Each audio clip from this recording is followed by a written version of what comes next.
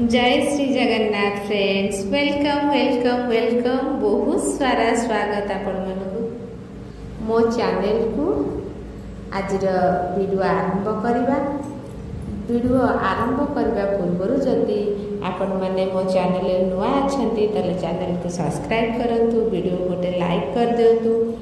आज वीडियो माध्यम आम आज जानिबा पूजा घरे भूल रे भी रखतु नहीं चारोटी जिनिस नचेत महा अनर्थ हेबो आउ विपत्ति माड़ी आसीबो। आसतु वीडियोटी आरंभ करवा। वीडियो को जमा भी स्किप करेंगे, लास्ट पर्यंत शुणिबे। आसतु वीडियोटी आरंभ करवा। पूजा घरे भूल रे भी रखतु नहीं ये चारोटी जिनिस। कौन से चारोटी जिनिस आसतु जानिबा। जदि आपण पूजा घरे एई चारोटी जिनिस रखुछंती तेबे आपणकु गरीब हेबारु दुनियार कौनसी शक्ति रक्षा करिपारिबो नाही। हाँ सांग माने आजिर ए वीडियो रे आमे आपण मानकु जणाइबु कि पूजा घरे केउ जिनिस रखिबा द्वारा आपणकर अर्जित धन नाश होइथाय। माँ लक्ष्मी आपणक घर को त्याग कर देइथांती। एहा सहित आजिर ए वीडियो रे आमे आपण को जणाइबु जे से चारोटी जिनिस विषय रे जहाकू पूजा घरे रखिले आपणकर केबे भी धनर नाश हेबो नाही। हाँ सांग माने जदि घरे सुख समृद्धि और धन हासिल करबा पई चाहुछंती तेबे एई चारोटी जिनिस पूजा घरे रखिबा बहुत आवश्यक। एहाकू आमे कहूनाहु स्वयं भगवान श्री कृष्ण कहिछंती। एही विषय रे तेबे संपूर्ण कथा जानिबा पई वीडियोटी को शेष पर्यंत अवश्य सुनंतु। सांग माने प्रत्येक मनुष्य निज घरे पूजा घर बा छोट मंदिर निर्माण करिथांती, जहाँ भितरे से निजर सबु देवदेवी को तथा तांको सहित जड़ित महत्वपूर्ण जिनिस श्रद्धा भाव रखि थाए। किंतु आपण कौन जानिछंती कि शास्त्र रे पूजा घरे किछि जिनिस रखिबा जेतिकी फलदायक होइथाए सेहि भली आउ किछि जिनिस पूजा घरे रखिबा द्वारा आपणकर अमंगल एवं अशुभ होइथाए। ए किछि एमिति जिनिस अटे जहा नकारात्मक ऊर्जा उत्पन्न करिथाए एवं पूजार शुभ प्रभाव को अटकाई देइथाए। एहार सीधा सड़क प्रभाव घरर सदस्यंक उपरे पड़िथाए, जहा द्वारा तांकर उन्नति रे बाधा सृष्टि होइथाए एवं परिवार सदस्यंक उपरे श्रद्धा कम होई जाइथाए। तेबे आसंतु जानिबा केउ जिनिस को लोक माने अजाणतरे पूजा घरे किंबा मंदिर रे रखि देइथांती।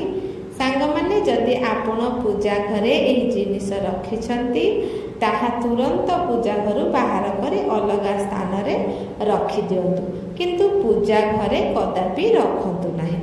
ता पूर्वरु जदि सांग माने आपण माने चाहुछंती माता लक्ष्मीकर आशीर्वाद आपणक उपरे सदा सर्वदा रहू, तेबे आम चैनल को सब्सक्राइब करी वीडियो को गोटे लाइक निहाती कर दियंतु एवं कमेंट रे जय माँ लक्ष्मी निश्चय लिखंतु। सांग माने आसंतु सर्वप्रथमे जानिबा कि पूजा घरे आमको केउ जिनिस को भूल रे भी रखिबा उचित नुहे। नंबर 1 निर्माल्य। पूजा घरे निर्माल्य को भूल रे भी रखिबा उचित नुहे। पूजा घर भितरे धूपकाठीर खाली पैकेट बासी फूलहार बा कौनसी पूजा संबंधी अनुयोगी सामग्री होइथाए ताकू तुरंत पूजा घरु बाहर करदेवा उचित। एही सबु जिनिस द्वारा घरे नकारात्मक शक्ति बास करिथाए एवं दारिद्रता को निमंत्रण देइथाए। एही सबु जिनिसरु वास्तु दोष बा मंगल दोष भोग करबाकू पड़ी पारे। नंबर 2 जदि आपणक पूजा घरे भगवानकर वस्त्र फाटी जाइछि बा चिरी जाइछि बा भगवानकर आसन भांगी जाइछि ताहले ताकू भी तुरंत हटाई देबा उचित। जदि आपण लोभरे एई सब जिनिस घरे साइतिकी रखुछंती तेबे आपण दारिद्रता आड़कू टाणी होई जाउछंती। एही नकारात्मक कारणरू पूजारे कौनसी सकारात्मक मिलन नथाए। एही जिनिसको अनिष्टकारी माना जाइथाए। एही सबको पूजा घरु गोटिए गोटिए करी हटाई देबा उचित एवं नुआ जिनिस आनी पूजा घरे रखंतु जहा फलरे आपणक जीवन रे संपूर्णता और पूजार फल मिलिथाए। नंबर 3 खंडित मूर्ति। जदि पूजा घरे खंडित मूर्ति बा फोटो रखिछंती ताहले से सबको तुरंत बाहर करी सही जगार नुआ मूर्ति बा फोटो रखी दियंतु नचेत आपनकु बहुत किछि समस्यार सम्मुखीन हेबाकु पड़िथाए। एहा द्वारा घरे नकारात्मक शक्ति बास करिथाए। Number 4 पूर्वजंक photo. आपण जदि पूजा घरे पूर्वज बा पितृपुरुषंक फोटो रखुछंती तेबे ताकू तुरंत बाहर कर दियंतु। वास्तु शास्त्र बा ज्योतिष शास्त्र अनुसारे मृत परिजनक फोटो पूजा घरे बा ठाकुरंक फोटो पाखरे रखिबा अशुभ होइथाए। एमिति करिबा द्वारा आपनकु बहुत असुविधार सामना करिबाकू पड़ी पारे। सांग माने आसतु जानिबा पूजा घरे केउ केउ जिनिस रखिबा आवश्यक होइथाए। नंबर 1 शंख। भगवान विष्णु और माता लक्ष्मी का प्रिय शंख होइथाए। शंखरे बहुत प्रकार दैविक शक्ति लुचि रहिछि तेणु सेमितिरे भी शंख पूजा घरे रखिबा उचित होइथाए। नियमित भगवान को पूजा समय रे शंखर पूजा एवं ताकू बजाइबा उचित होइथाए। शंख बजाइबा द्वारा घरे नकारात्मक शक्ति दूर होई सकारात्मक शक्तिर व्यापी थाए एवं शंखर एते क्षमता थाए जे एहा माता लक्ष्मी को घर को आसीबा को बाध्य कर देइथाए। सेथिपाई आपण समस्ते नियमित पूर्वक शंखर पूजा करी एहाकू घरे स्थापन करंतु। नंबर 2 गंगा जल। हिंदू धर्म रे अग्नि एवं गंगा जल रे विशेष महत्व रही। जीवन रे प्रत्येक संस्कार रे गंगा जलर प्रयोग करा जाइथाए। गंगा जल केबे भी खराब हुए नहीं। गंगा जल अमृत होइथाए तेणु पूजा घरे गंगा जल रखिबा अत्यंत आवश्यक होइथाए। प्रतिदिन पूजा समय रे गंगा जल प्रयोग करबा उचित। पूजा घरे केबे भी गंगा जल शेष हेबाकू दियंतु नहीं।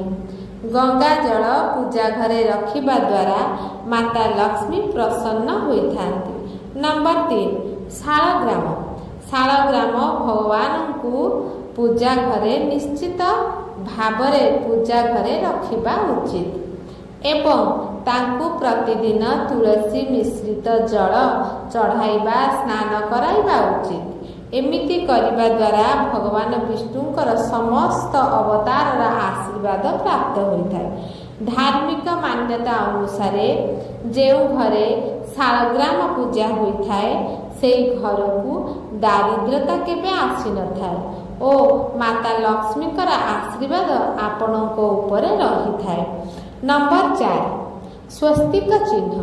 पूजा घरे स्वस्तिक चिन्ह रहिबा उचित कारण स्वस्तिक आपणक घर को सुख समृद्धि सौभाग्य एवं शुभतार प्रतीक बोली माना जाइथाए। एहार मुख्य कारण अटे कि कौनसी भी शुभ कार्य आरंभ करिबा पूर्वरु स्वस्तिक चिन्ह निश्चित भावरे तैयारी करा जाइथाए। नंबर 5 तुलसी पत्र। आमर धार्मिक पुराण अनुसार तुलसी पत्र को पवित्र बोली माना जाए। समस्त देवादेवींकर प्रिय होता है। यही तुलसी पत्र खास करी भगवान विष्णुंकर प्रिय तुलसी पत्र। यही कारणरू जदि आपण पूजा घरे नित्य तुलसी पत्र रखुछंती तेबे लक्ष्मी नारायणकर आशीर्वाद प्राप्त होता है। वीडियोटी को एठारे शेष करुछि। जदि आपण मानकु ए वीडियोटी भल लागिछि तेबे दया करी मो चैनल को सब्सक्राइब करी वीडियो को गोटे लाइक कर दियंतु। आउ सांग साथी बंधु बांधव प्रियजन मानकु वीडियोटी की शेयर करंतु। वीडियोटी की लास्ट पर्यंत शुणिथिबारु आपण मानकु बहुत बहुत धन्यवाद। रहुछि। जय श्री जगन्नाथ।